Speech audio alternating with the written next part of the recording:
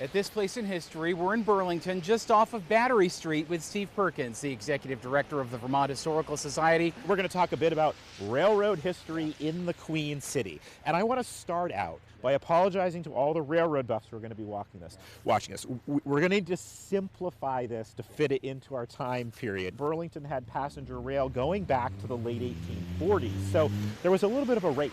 The Bellows Falls route went over Mount Holly. That's how it crossed the Green Mountains, went through Rutland, and came up here to Burlington. The other railroad, that was called the Rutland Railroad, or Rutland-Burlington Road. And then you had the Vermont Central, which went from White River Junction, again, towards Burlington, basically kind of following I-89, though a little detour over Roxbury Mountain.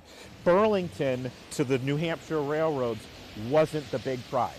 The big prize was Canada. You had this other guy up in St. Albans, John Smith, who had a son, Gregory Smith, who was also involved, that built the Vermont Canadian Railroad.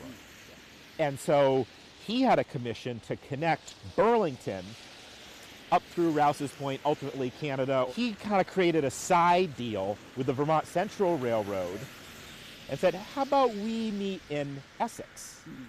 Which created what's now the city of Essex Junction. Junction of railways. And it became, and then ultimately those railroads combined, and the Central Vermont kind of won this battle because now everything, all this freight, which was where the money was flowing along the Vermont Central, later became Central Vermont, Railroad, up through Vermont, and it bypassed Burlington.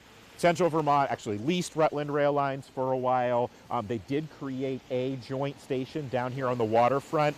But at the end of the day, Burlington was always a spur line.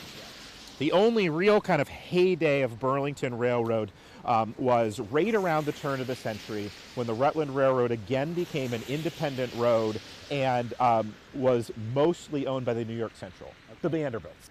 They built the causeway through the islands, and then Rutland Railroad could then go from New York City to Canada. But that was short-lived. Pretty soon, New York Central wasn't interested anymore, kind of cut it off. Now we come to this. Yeah. City of Burlington wanted a Union Station. Right. And Union means more than one railway coming together. And so it was a union of the Rutland Railroad and the Central Vermont. Didn't end up being built till 1916. Central Vermont ran a train from Essex Junction to Burlington, a passenger train, until about 1932. Rutland Railroad ran passenger service to Burlington until 1953. It's the biggest city in Vermont, yet passenger rail service was always a problem into the city. And a lot of people will remember that the return of passenger rail service to Burlington very recently made a lot of headlines. So for anyone, Steve, that might want to perhaps learn more about Union Station than they can discern just by coming here to pay it a visit, how else can they do it? Go to your local library.